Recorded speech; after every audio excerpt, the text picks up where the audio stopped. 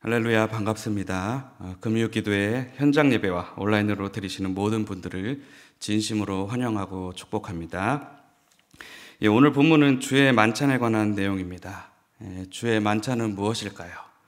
주의 만찬은 침례와 더불어 중요하게 지켜온 교회의 의식입니다.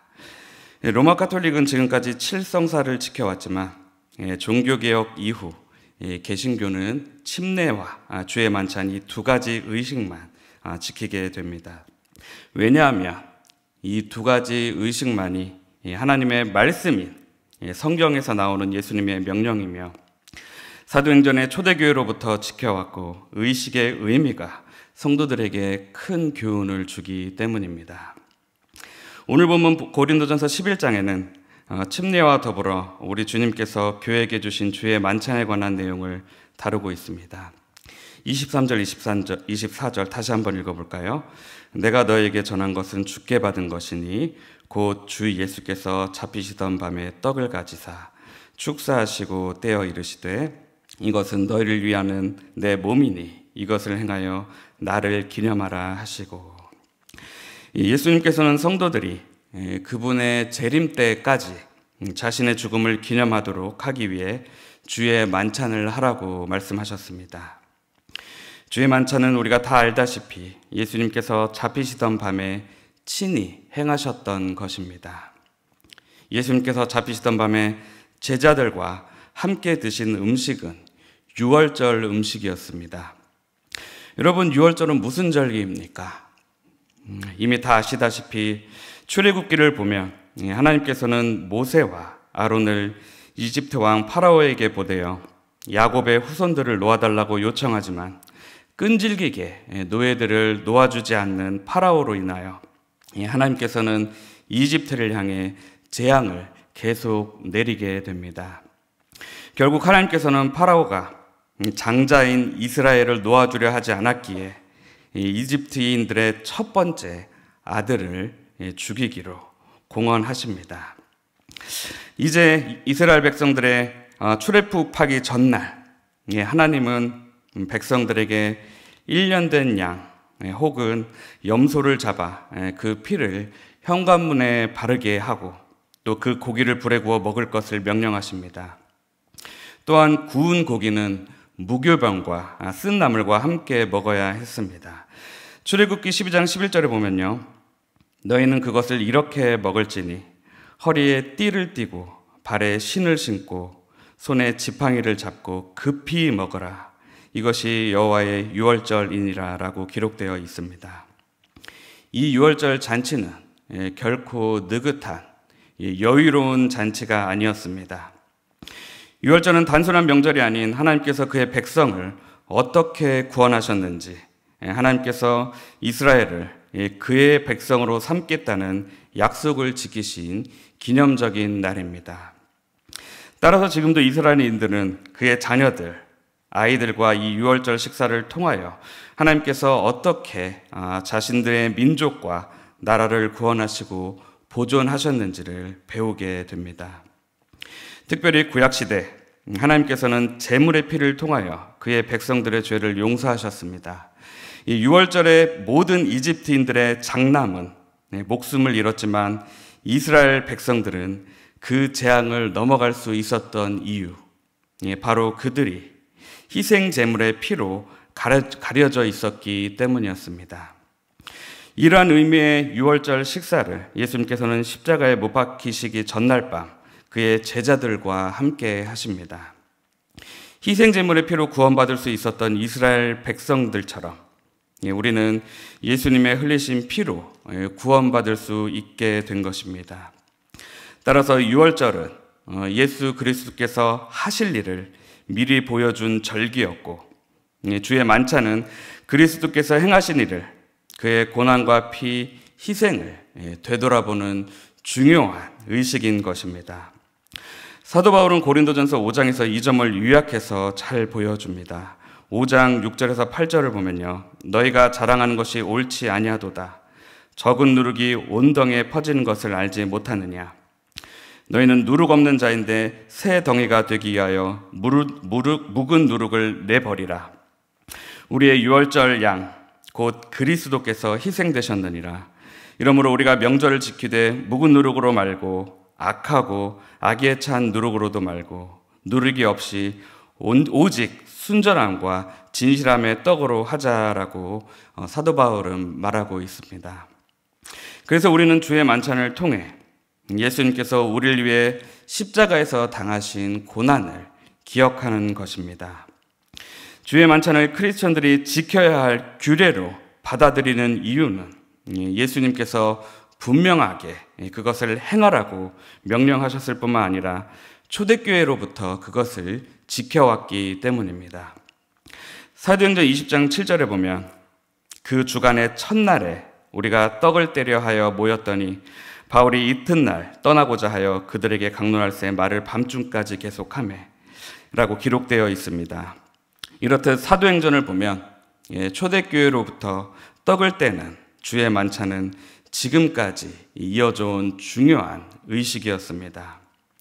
오늘 본문 25절, 26절 또 계속해서 다시 한번 읽어보도록 하겠습니다. 다 같이 읽어볼까요? 25절, 26절. 식후에 또한 그와 같이 잔을 가지시고 이르시되 이 잔은 내 피로 세운 새 언약이니 이것을 행하여 마실 때마다 나를 기념하라 하셨으니 너희가 이 떡을 먹으며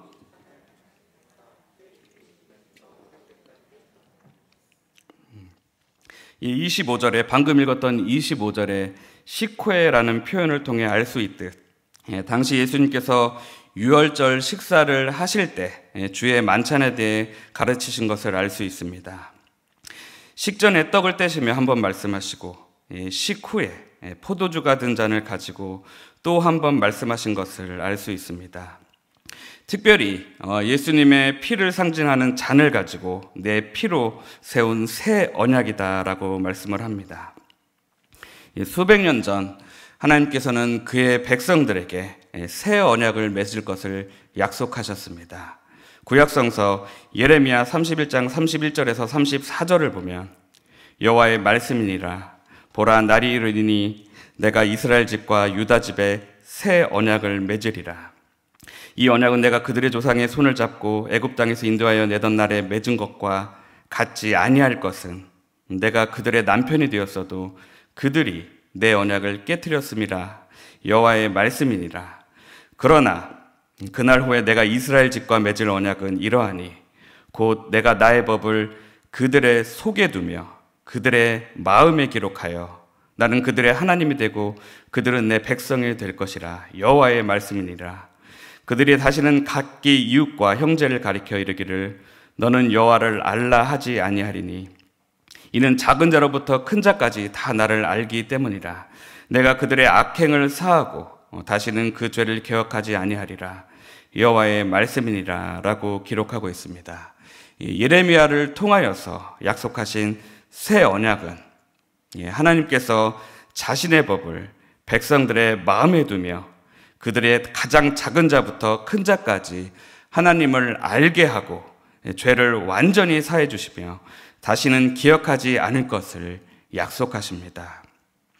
바로 예수님께서 이 새 언약의 주인공이시며 떡과 포도주가 바로 새 언약의 약속에 대한 표지인 것입니다.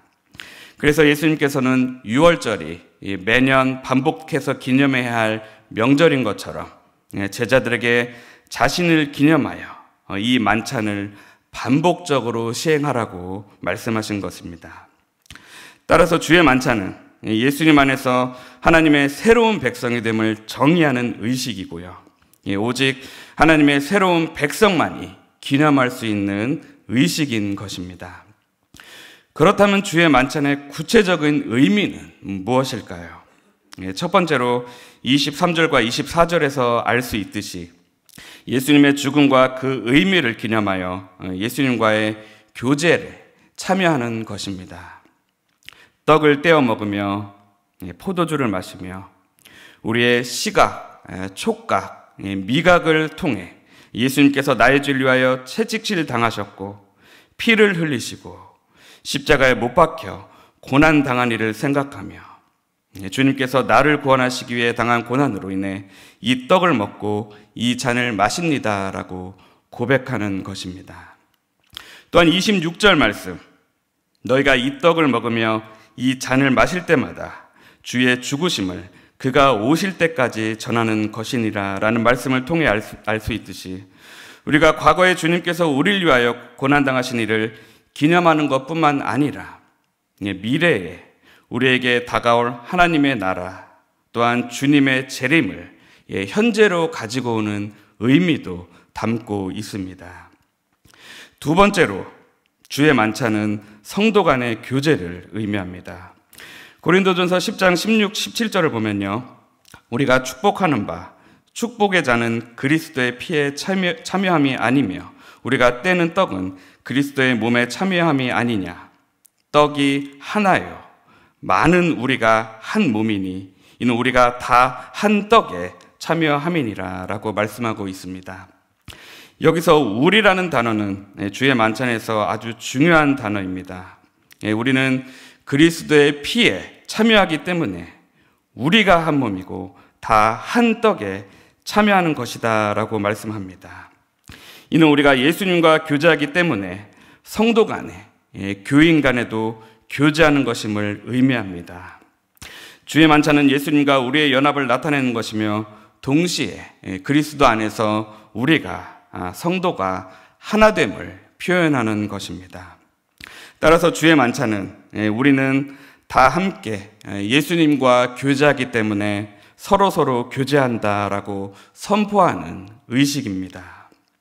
계속해서 27절부터 32절까지 한 절씩 교독하도록 하겠습니다. 27절부터 32절입니다. 그러므로 누구든지 주의 떡이나 잔을 합당하지 않게 먹고 마시는 자는 주의 몸과 피에 대하여 죄를 짓는 것이니라.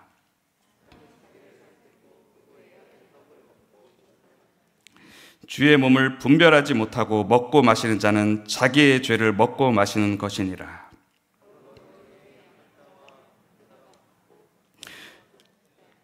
우리가 우리를 살폈으면 판단을 받지 아니하려니와.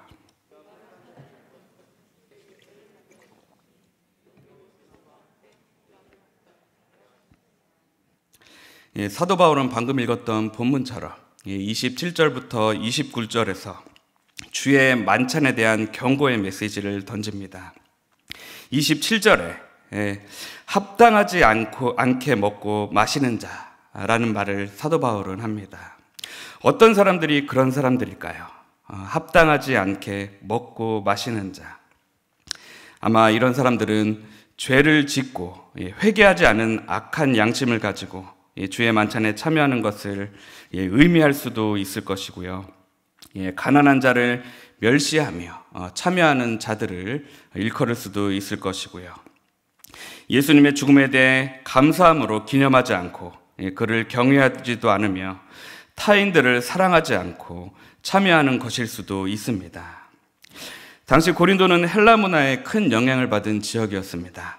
따라서 고린도 교회 내에 일부 성도들이 주의 만찬을 그리스도의 고난과 성도들 간의 교제로 생각하지 않고 단지 헬라인의 관습처럼 즐거운 연회로만 여겼을 수도 있었습니다. 따라서 우리는 주의 만찬에 참여할 때 우리가 하나님 앞에 고백하지 않고 뉘우치지 않은 죄가 없지는 않은지, 내가 당연히 돌봐야 할 주위의 성도를 돌아보지 않고 자신의 유익만 추구하는 신앙생활을 하지는 않았는지, 주의 만찬을 참여하며 예수님의 고난과 교회의 하나됨을 무시하고 참여하지는 않았는지 심각하게 고민해 봐야 됩니다. 만약 이런 죄악을 멀리하지 않고 주의 만찬에 참여했다면 이는 곧 자기의 죄를 먹고 마시는 자가 되는 것입니다. 오늘 본문 마지막 부분 33절에서 34절을 보면요, 그런즉 내 형제들아 먹으러 모일 때 서로 기다리라. 만일 누구든지 시장하거든 집에서 먹을지니 이는 너희의 모임이 판단받는 모임이 되지 않게 하려 함이라. 그 밖의 일들은 내가 언제든지 갈 때 바로 잡으리라 라는 말씀이 나옵니다. 사실 고린도전서 11장에서 사도 바울이 주의 만찬에 대해서 언급한 이유는 교회 안의 분쟁과 갈등 때문이었습니다. 당시 교회에서 주의 만찬 전에 저녁 식사를 먼저 행하고 주의 만찬식을 가진 것으로 추정합니다. 그런데 여기서 문제는 당시 신분이나 자유로운 사람들은, 신분이 높은 사람들이나 자유로운 사람들은, 또한 주인들은 일찍 그 모임에 와서 배부르게 식사를 할 수 있었지만 누군가의 종으로 있던 사람, 생업에 바쁜 사람들, 일찍 모임에 가고 싶어도 못 가는 사람들은 그렇게 할 수 있는 형편이 안 되었습니다. 그러다 보니 하루 종일 배고프고 지친 몸으로 교회 모임에 갔는데 허기진 배를 잠시라도 달래보길 원했지만 먼저 온 사람들로 인하여 먹을 것은 이미 다 동이 나버렸고 이것이 사람들의 마음을 무너뜨렸고 결국 교회 공동체는 이로 인하여 관계가 찢어지고 나누어지는 무질서를 초래하게 되었습니다. 그래서 사도 바울은 주의 만찬의 의미를 설명하며 우리 한 떡이라는 개념을 사용하여 성도 간의 교제의 중요성을 어필한 것입니다. 이런 의미에서 주의 만찬은 침례와도 그 의미를 비교해 볼 필요가 있습니다. 여러분, 침례란 무엇입니까? 침례란 예수 그리스도를 영접한 사람이 성령님께서 내주하심으로 성령으로 침례를 받았기에 그리스도와 연합되었음을 확정하고 나타내는 교회의 행위입니다. 내가 예수님을 믿음으로 내 안에 성령님께서 내주하셨기 때문에 교회 앞에서 내가 그리스도인이 되었습니다 라고 공식적으로 선포하는 것입니다.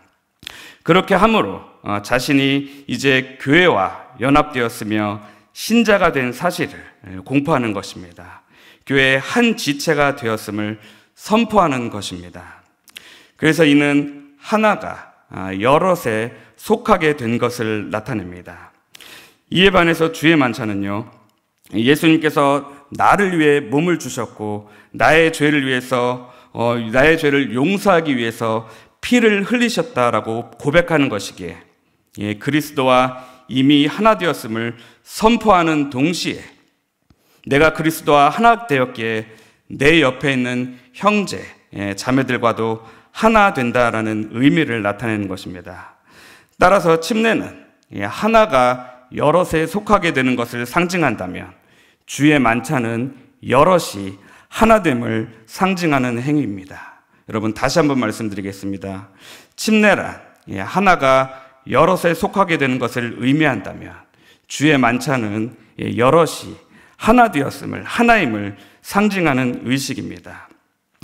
사도행전 15장에 보면 교회 안에 갈등에 대한 내용이 나옵니다.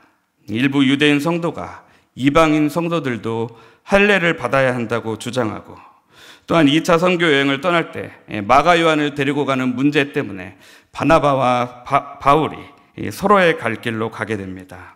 오늘 본문 고린도전서 11장도 식사하는 문제로 인하여서 성도 간에 갈등이 일어납니다.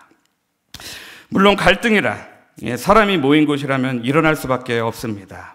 하지만 오늘 본문에서 사도 바울이 주의 만찬을 통하여 교회란 우리이며 한 떡이라고 말하며 우리는 하나님을 강조했던 것처럼 우리가 한 하나님을 섬기고 예수님 한 분이 교회의 머리 되시기에 갈등이 생기더라도 우리가 하나님을 생각하며 옆에 있는 성도들을 바라보며 그들이 비록 연약하고 부족할지라도 내가 도울 것은 없는지, 내가 섬길 것은 없는지 이런 마음으로 신앙생활을 한다면 이런 갈등이 사라지게 되지 않을까 생각합니다.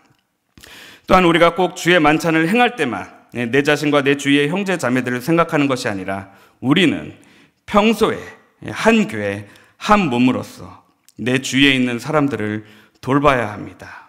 주의 만찬은 이미 우리가 평소에 잘 하면서 다시 한번 확인하는 의식입니다. 만약 평소에 제대로 하지도 않으면서 주의 만찬에 참여한다면 그것이 바로 주의 떡이나 잔을 합당하지 않게 먹고 마시는 자가 되는 것이며 주의 몸과 피에 대하여 죄를 짓게 되는 것입니다.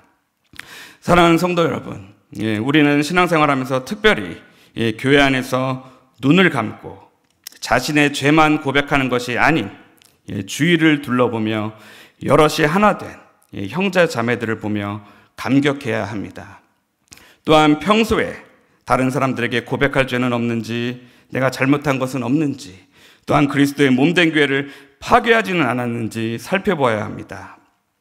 또한 나 자신을 위해서만 기도하는 자가 아닌, 나 자신을 위해서만 눈을 감는 자가 아닌 눈을 떠서 내 주위를 돌아보는 자들이 되어야 합니다. 주의 만찬이 바로 이런 시각과 촉각, 미각을 통하여서 이런 모든 것을 보여주는 의식입니다. 따라서 침례로 하나가 여럿에 속하게 되고 주의 만찬으로 인하여 여럿이 하나가 된 것을 확인하는 것처럼 우리가 항상 하나라는 공동체를 인식하고 신앙생활하며 교회생활하는 여러분 되시길 예수님의 이름으로 축원합니다.